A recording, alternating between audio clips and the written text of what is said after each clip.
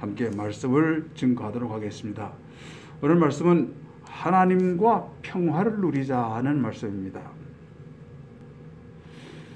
예수님은 우리를 죄에서 건져서 영생하게 하시려고 십자가의 모진 고통을 받으시고 돌아가셨습니다. 십자가의 그 모진 고통 속에 돌아가시면서 우리들에게 하신 말씀 여러 가지 있습니다만, 한 가지는 하나님과 화평을 누리도록 하라는 부탁을 하셨습니다. 오늘은 바로 하나님과 화평을 누리는 의미, 비결, 그리고 그 결과를 함께 생각해 봅니다. 첫째로 우리는 죄에 대해서 강해져야 됩니다. 우리가 하나님과 화평을 누리지 못하고 하나님과 원수 관계가 되는 것은 죄를 짓기 때문인데, 이 죄는 연약한 성도들은 다 짓게 되어 있습니다. 그래서 죄나 유혹이나 협박이 우리에게 닥쳐와도 강한 힘으로 물리쳐야 된다는 그 강함이 우리에게 필요합니다. 우리들 되게 부부간에 싸워도 앉으려고 그러죠. 별거 아닌 거 가지고 둘이 의견 다툼해가지고 결국 싸움이 커지는 것은 앉으려고 그래서 그런 거예요. 근데 평화하겠다는 마음으로 살면 싸울 일도 없지만 싸우다가도 금방 그친다고요. 아, 이거 평화를 깨서는 안 되겠구나. 스톱! 이게 되는 거죠. 어머니하고 딸하고 그렇게 가까운 사이면서도 또 언쟁하고 라이벌 의식을 일으킬 때 있는 것이 어머니, 딸 사이고, 아버지하고 아들하고 서먹서먹한 것도 결국 화평하지 못하기 때문에 그렇습니다. 하나님과 우리 사이도 화평해야 되는데 화평하지 못하는 것은 죄 때문입니다. 죄에 연약해서 죄에 넘어가서 우리가 하나님과 화평할래야 화평할 수 없는 입장이 되어버리면 하나님과 다투는 관계가 되어버리죠. 그럼 아무것도 안 되는 거죠.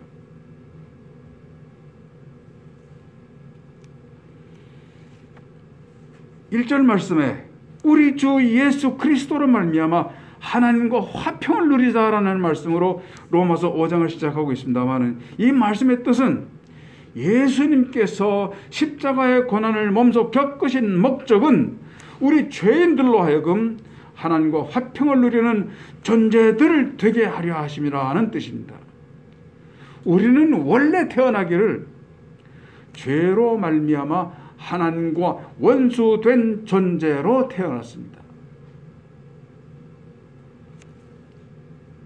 골로새서 1장 21절에 이렇게 말씀하시죠. 전에 악한 행실로 멀리 떠나 마음으로 원수가 되었던 너희를 이제는 그 육체의 죽음으로 말미암아 화목하게 하사 너희를 거룩하고 흠없고 책망할 것이 없는 자로 그 앞에 세우고자 함이니라고 그러셨습니다. 예수님께서 십자가의 그 모진 고통을 당하시고 죽으신 것은 죄로 말미암아 하나님과 원수된 우리를 바꿔서 하나님과 화평한 존재로 되게 하시려고 그 모진 십자가를 당하시고 돌아가셨다고 밝히고 있습니다. 예수님의 거룩하신 십자가 보혈로 구원받은 모든 성도는 하나님과 화평을 누리는 관계의 존재라고 하는 것, 그래야만 된다고 하는 것. 그런데 이 화평을 유지하고 누리기 위한 첫 번째 조건은요, 거룩하고 흠없고 책망할 것이 없는 새 생활을 지키는 일이다 이 뜻입니다. 이게 안 되면 어떻게 됩니까? 하나님과 화평스럽지 않으면 어떻게 됩니까? 하나님과 다투는 관계가 되어버리면 어떻게 됩니까? 성령께서 몹시 근심하시죠. 성령께서 근심한다는 것은 우리 영혼이 이미 상처를 입어서 아무것도 할 수 없는 존재가 된다는 뜻입니다. 성령이 근심하게 되면 우리 영혼이 아무것도 안 되는 거예요. 되려고 해도 안 되는 것이죠. 하나님과 불화한 그 자체로서 이미 형벌이 시작됐다고 보는 것이 우리 믿는 사람들의 생각들입니다.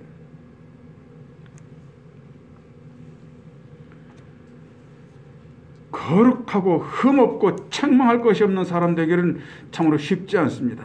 왜냐하면 죄의 그것은요, 일찍이 에덴 동산에서 하나님의 사랑하는 자가 된 아담과 하와 주변을 패회하면서 기회를 노리던 사탄, 곧 뱀처럼 지금도 성도들을 가만히 놔두지 않고 성도들의 주변에 함께 돌면서 기회를 엿보고 있습니다. 때로는 돈으로, 때로는 정욕으로, 때로는 명예와 권세로, 여하튼 세상 부귀영화나 때로는 가족이나 혈육을 인질 삼아서 하나님 백성된 우리를 미혹하고 겁박합니다. 거기 넘어가지 않고 거룩하고 흠없고 책망할 것이 없는 순결성을 지키려면 어떻게 해야 되겠습니까? 바로 강해져야 됩니다. 무슨 유혹이 와도 끄떡없는 사람이 되어야 되고, 무슨 핍박이 와도 능히 이길 힘을 준비하고 있는 사람이 되어야 됩니다. 강함이 필요한 것이죠.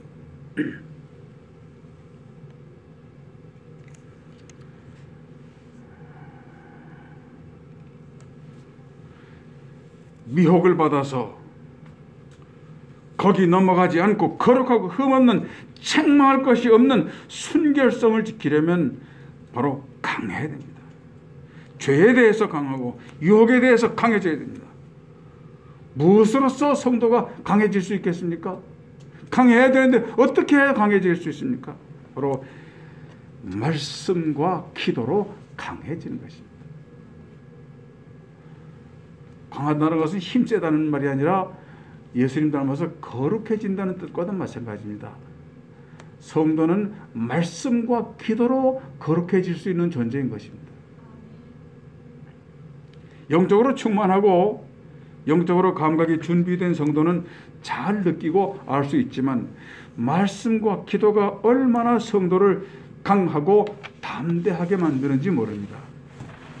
우리가 현대라는 세상을 잘 살아가기 위해서는 첨단 과학도 알아야 되고 첨단 과학에 대한 지식도 필요하고 빠르게 변화하는 문명과 문화에 적응하는 순발력도 있어야 제대로 살아갈 수 있습니다만, 말씀이라고 하는 것과 기도라고 하는 것은 예수 그리스도의 보혈로 사신 성도들이 세상 끝날까지 승리하면서 살게 하는 강력한 힘과 지혜가 되는 것입니다. 성도들이 지니는 강력한 힘인 말씀과 기도는 곧 거룩성이다. 거룩성.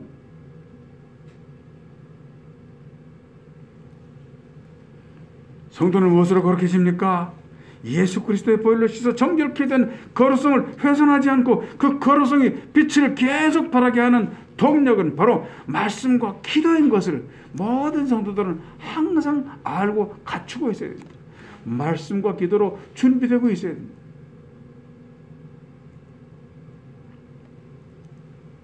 말씀과 기도는 하나님께서 주신 것을 기억하는 거거든요. 기억했다가 필요할 때 하나님께 도움을 구하는 거. 아담과 하와가 뱀에게 넘어갔던 것은 하나님 말씀 기억 못하고요, 꼴까닥 안목의 정욕, 이생의 자랑, 거기 넘어가서 선악과를 따먹었기 때문입니다. 거룩성이 그렇게 없어져 버린 말미암아 그 후손들은 우리가 죄 가운데 태어나서 하나님과 원수된 존재로 태어나게 된 것입니다. 그 어머니 한 사람이 잘못하니까, 그 아버지 한 분이 잘못하니까 그 형벌로 우리 모두가 다 하나님과 원수된 자로, 죄에 속한 자로 이 세상에 태어난 것을 우리가 알게 되는 것이지요. 어떤 유혹과 핍박이 있어도 강력한 힘, 거룩성만 지킨다면 사탄은 그야말로 한 길로 쳐들어왔으나 내 앞에서 7길로 도망하리라 하셨던 신명기 28장 7절 말씀대로 사탄은 우리에게 아무런 힘을 누리지 못하게 되는 것이죠. 진실된 기도 생활과 말씀을 배우고 실행하는, 그래서 강력한 힘을 지니는, 그래서 한 성도 한 성도가 죄악과 싸워서 능히 1대1로 싸워서 이길 수 있는, 물리치는 십자가 군병들 다 되시기를 예수님과 함께 승리하는 성도들 다 되시기를 축원합니다. 그래서 하나님과 화평한 사람들 되시기를 바랍니다. 둘째로 인내하는 성도라야 하나님과 화평을 누릴 수 있습니다. 참지 못하면 안 됩니다. 참지 못해서 문제가 되는 것이죠. 매사에 다 참을 줄 알아야 합니다. 순간을 참지 못해서 그 한 가지 고비를 넘지 못해서 60년을 같이 살아온 80대 부부가 헤어졌다고 말하는 걸 들었습니다. 80대 할아버지 할머니가 헤어져서 어떻게 살겠다고 헤어졌는지 그 원인이 참지 못했습니다. 그 한순간 성질을 이기지 못해서 이혼해버렸다는 겁니다.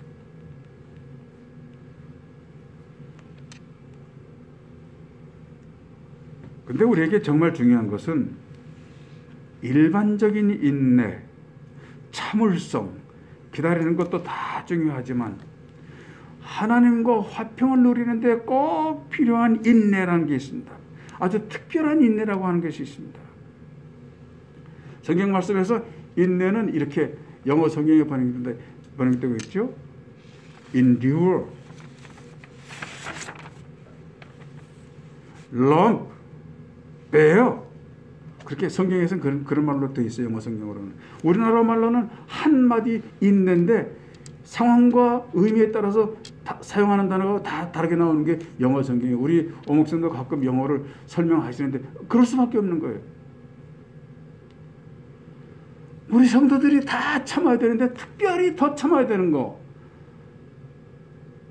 그게 있는데 그것이 바로 perseverance라고 쓴 겁니다. perseverance라는 인내. 이거는 신앙적인 인내, 믿음을 지키기 위한 참음과 견딤을 나타내는 그런 인내를 말하는 것입니다. 그냥 돈 없어도 참어. 수입 없어도 그냥 목숨 부지하면 됐지. 참어. 가난해도 참아. 추워도 좀 참고 자. 빚이 좀 있어도 참고 하나님께 맡기고 살면 되지. 이런 참는 것도 다 필요해요. 그런데 성도로서 참으로 필요한 것은 목숨을 버리기까지 참는 것. 끝까지 참는 것. 이것이 신앙을 지키기 위한 참음입니다. 이것으로 장로교의 헌법 교리에서는 성도가 마지막까지 해야 되는 부분이 이것입니다. 하나님이 다 하시지만 받아들이고 하나님이 도와주실 때까지 참고 기다리고 있는 것. 이것으로서 하나님의 구원에 우리가 참여할 수 있는 조건이 되는 것. 그게 perseverance라고 말하는 인내입니다.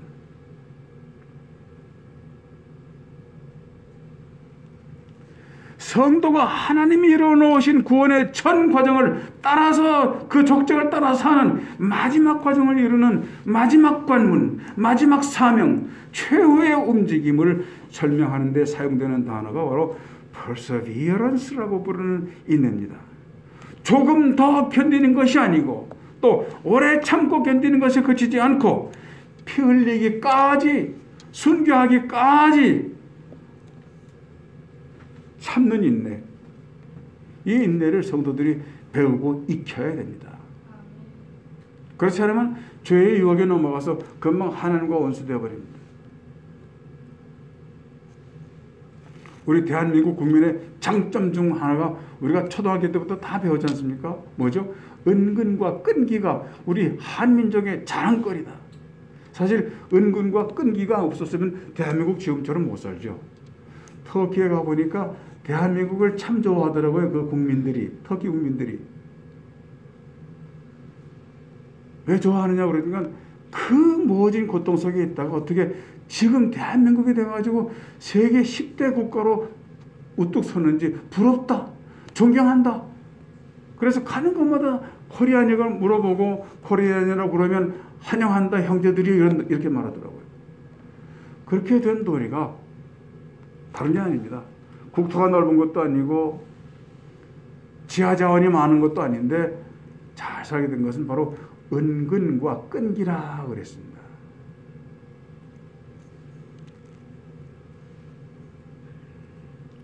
어떤 고난을 당해도 쉽게 포기하지 않고 끝까지 견디는, 사실 이 끝까지 견딘다는 말 속에는 인간의 힘이 아니라는 뜻입니다. 하나님께서 성령으로 견디도록 버텨주시고 힘을 비춰주시고 버티는 힘이 되는 기초가 되어주시고 하나님의 도우심, 그래서 sustaining, 견디도록 이렇게 뒷받침해 주시는 거, 그것을 의지하고 견디는 거죠. 내가 견디는 힘이 있어서가 아니라, 내가 인내력이 있어서가 아니라 하나님께서 도와주셔서 이 시험을 이기도록 지지해 주시는 것. 그걸 바로 신앙적인 인내라고 합니다. 변덕이 죽을 듯 하는 인간 그 정반대 성도다운 모습, 끝까지 참고 견디는 신앙적인 인내를 이루어야만 합니다. 마태복음 24장 13절에 말세의 징조를 설명하시면서 그러나 끝까지 견디는 자는 구원을 얻으리라. 쉬운 말씀이지만 확실히 말씀해 주셨잖아요. 여기서 끝까지 견디는 자라는 것을 다른 말로도 이렇게 했어요. 끝까지 버티는 자라고 그렇게 돼 있어요. 끝까지 버티는 자. 성령께서 이 자리에서 열매 맺기까지 기다리고 있나고 버티는 자. 그러니까 아메리카 인디안들의 기후제라는 게 있죠. 그 기후제는 꼭 통한다고요. 100% 온다고요. 왜냐하면 비 올 때까지 기도하니까. 우리 성도들도 성령님이 오실 때까지 기다리는 인내죠. 그것이 구원의 비결이라고 말씀해 주시는 거 아닙니까?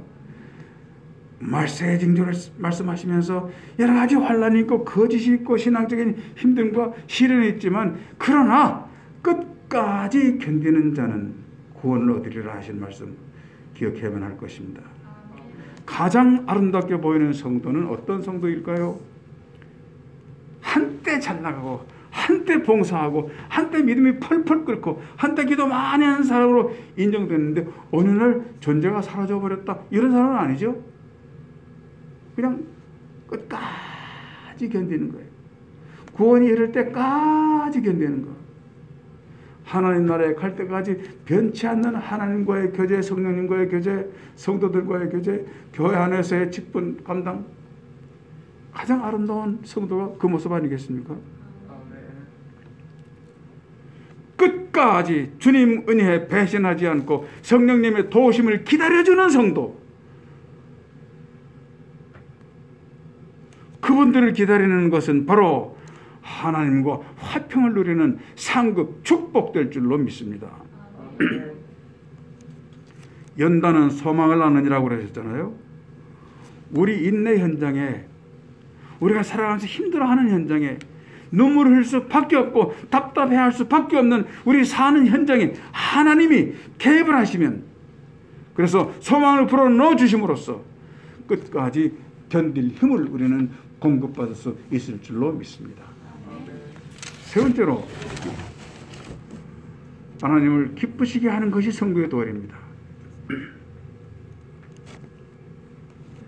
인내하는 것, 끝까지 견디는 것, 성령님이 오실 때까지 기다리는 것, 그래서 하나님과 화평을 누리는 자가 되는 건데, 마지막 세 번째로 하나님을 기쁘시게 하는 것이 성도의 도리다.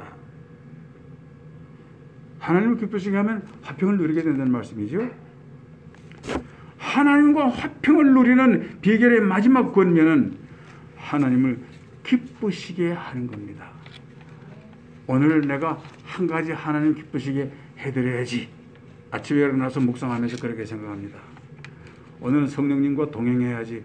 오늘은 성도들과 아름다운 교제를 해야지. 이런 계획을 갖는데 오늘은 뭘로 하나님을 기쁘시게 할까? 한 가지 생각해보자. 이러고서 하루를 출발하는 것. 그 목표 없으면 안 되잖아요. 하나님을 기쁘시게 하는 구체적인 방법을 로마서 12장 1절로 2절에 그렇게 기록하고 있죠. 너희 몸을 하나님이 기뻐하시는 거룩한 산 제사로 드리라. 이는 너희가 드릴 영적 예배니라. 너희는 이 세대를 본받지 말고 오직 마음을 새롭게 함으로 변화를 받아 하나님의 선하시고 기뻐하시고 온전하신 뜻이 무엇인지 분별하도록 하라. 근데 이게 가능할까요? 맞는 말씀이고 이게 진리인데 이게 가능합니까? 우리 몸을 이 더러고 육신 덩어리이고 정욕 덩어리이고 거짓 덩어리이고 연약할 수밖에 없는 거 죄투성인 이거를 어떻게 하나님의 거룩한 산재에서 드릴 수 있겠습니까? 못 드리잖아요. 불가능해요. 우리는. 그래도 그렇게 하라고 말씀하시고 계시는 거예요. 그래서 이 뜻을 알아요. 되게 아무리 교회 나온 지 얼마 안 돼도 이건 알아요. 우리가 하나님의 뜻을 따라서 선하고 아름답고 살아야 된다는 것을 아는데 이 말씀을 구체적으로 쪼개고 분류하고 해석하려면 매우 복잡합니다만 지금 예배드리고 있는 우리 성도들은 이 말씀의 뜻을 나름대로 이해합니다. 우리 몸은 그거 더럽지만 그래도 하나님께서 우리가 열심히 드리면 제물로 받아주실 거야 다 압니다.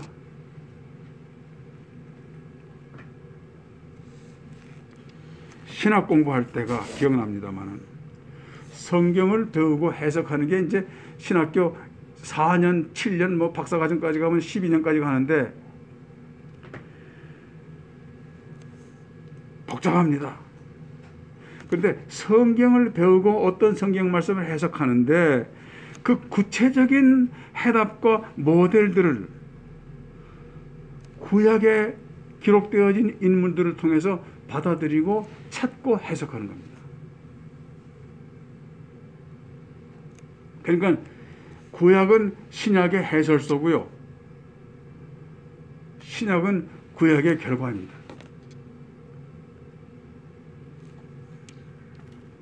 그 구체적인 해답과 모델들을 문제가 되는 모든 문제들의 해답과 모델들을 구약의 인물들에서 배우고 찾아라 하는 가르침이 바로 신학교에서 가르침인데 예를 들어서 믿음 하면은 우리는 뭐라고 그러죠? 히브리서 11장입니다 그러잖아요. 거기 답이 있으니까. 근데 히브리서 11장에 누가 나와요?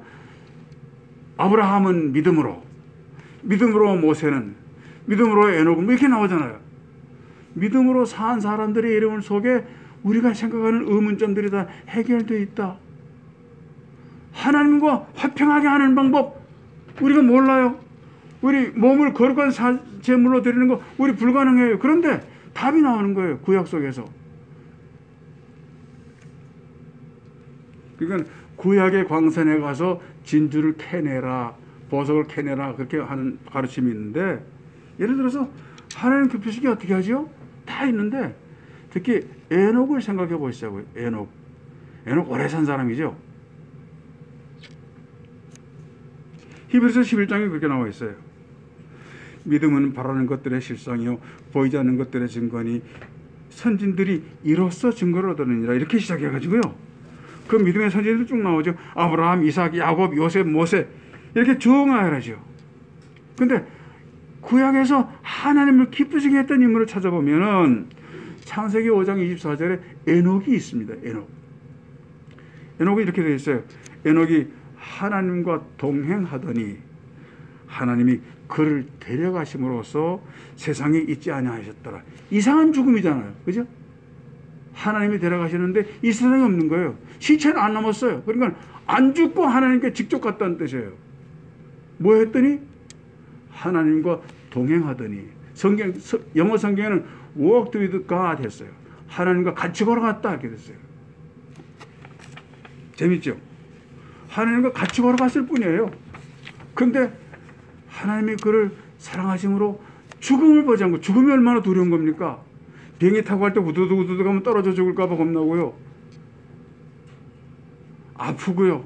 모든 것 다 포기해야 되고요. 정든 사람 사랑하는 사람들과 다 헤어져야 되고요. 나만 또 사라져야 되고요. 굉장히 두려워하는 것이 인간의 본능인데 그 죽음을 경험하지 않고 데려가시니 얼마나 큰 축복이에요. 도대체 에녹이 무슨 짓을 했길래 하나님께서 그렇게 자기 손으로 직접 하나님 집으로 데려가셨을까요? 사도 바울은 이렇게 말합니다.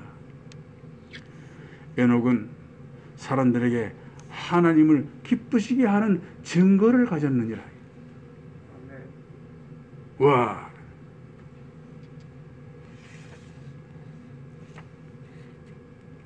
히브리서 11장 5절 보시자고요. 히브리서 11장 5절. 이스키 사원님 한번 읽어주실래요? 크게 말씀해 주세요. 안 들려요? 잘 안 들려요. 그래요. 히브리서 11장 5절.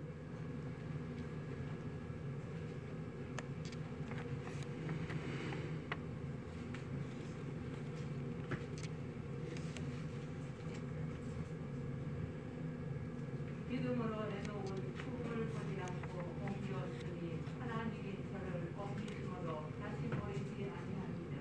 저는 옮기오기 전에 하나님을 기쁘시게 하는 자라 하는 증거를 받았느니라. 예, 구약에 기록되어 있는 것은 에녹이 하나님과 동행하더니 걸음을 같이 걷더니 라고만 되어 있는데, 사도 바울이 전증을 통해서 배웠든지 다른 말씀을 통해서 배웠든지 여하튼 그렇게 하나님을 기쁘시게 하는 자라는 증거를 얻었다고 기록하고 있잖아요.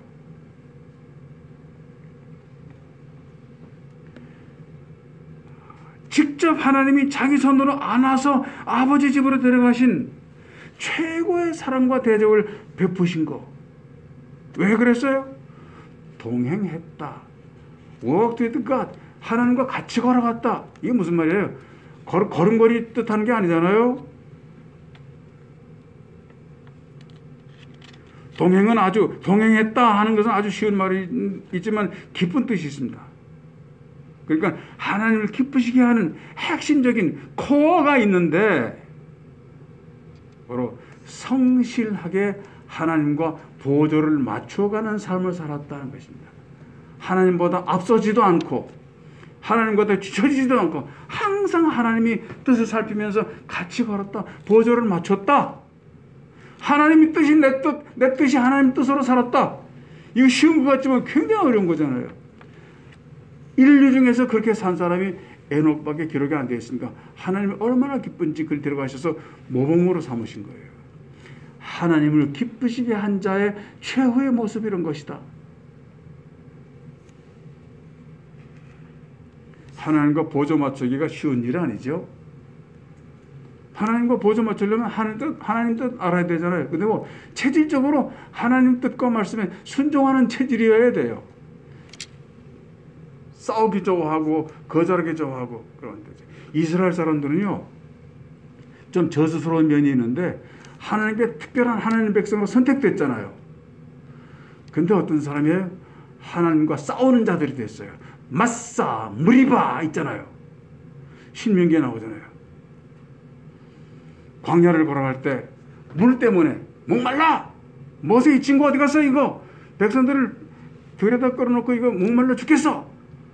그래서 모세가 하나님께 기도했잖아요. 하나님, 저 백성들이 나보고 저렇게 욕을 합니다. 조금 있으면 돌을 던지겠습니다. 그래서 이제 나무를 내리쳐서 물을 만들어줬잖아요. 근데 쓴 물이 나왔잖아요. 그때 쓴 물이 나왔다고 난리를 친 거예요. 그래서 난리 치는 백성들을 하나님께서 평가하시기를 마사, 무리바, 쓴 물 해가지고서 하나님과 다투는 백성이다. 선택받아 놓고 하나님과 다투는 백성인 거예요. 그게 이스라엘이에요. 그 이스라엘에 받는 형벌은 지금 잘 사는 나라 어쩌고 그러는데 정말 고통 2000년을 그렇게 쫓겨다녔으니까요.